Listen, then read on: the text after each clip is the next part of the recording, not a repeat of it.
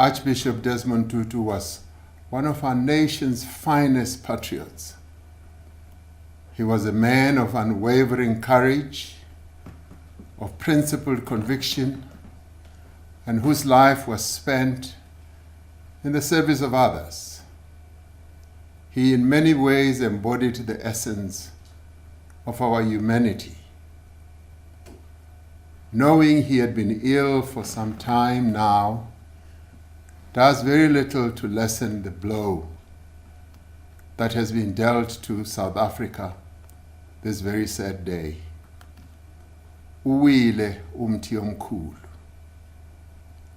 We have lost a person who carried the burden of leadership with compassion, with dignity, with humility, and with such good humor. We are comforted in the knowledge that he has left an indelible mark in the lives of millions of people who had the privilege and honor of knowing him.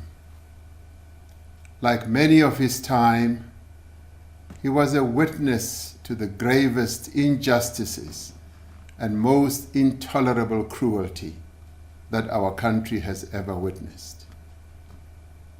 In his ministry, in his struggle against apartheid, and as chairperson of the Truth and Reconciliation Commission, he saw the depths to which human beings could descend in the subjugation and oppression of others. And yet his faith in humanity and in people, like his faith in God, was unwavering. He knew in his soul that good would triumph over evil, that justice would prevail over iniquity, and that reconciliation would prevail over revenge and recrimination. He knew that apartheid would one day end, and that democracy would come. He knew that our people would be free one day. By the same measure, he was convinced, even to the end of his life, that poverty, hunger, misery can be defeated, that all people can live together in peace, security, and comfort. He was a man of faith who throughout his life gave expression to the biblical teaching that without actions, faith is dead. For Desmond Tutu, it was not enough that he should preach peace.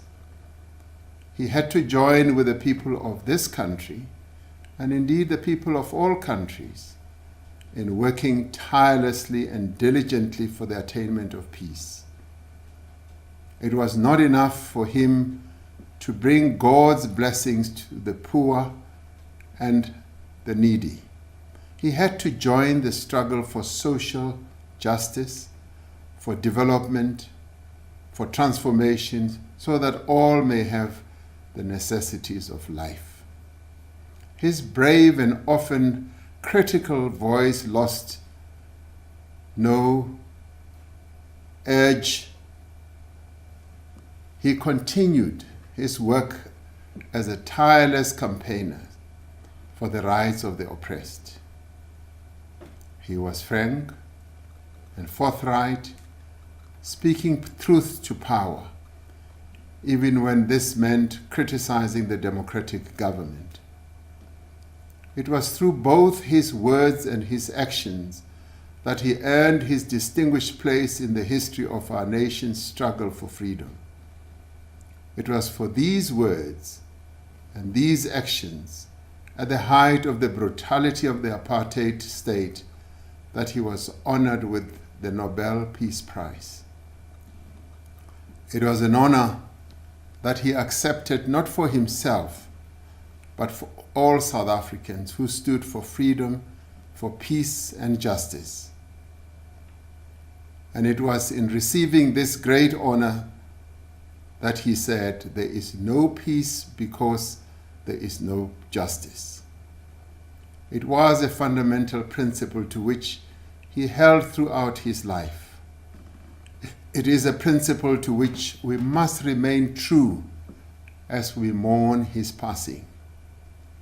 Our country will not know peace, the peace that we seek, until we all have justice, until all have a place to sleep, enough to eat, until all children have an education, and until women feel safe in their homes and on our streets.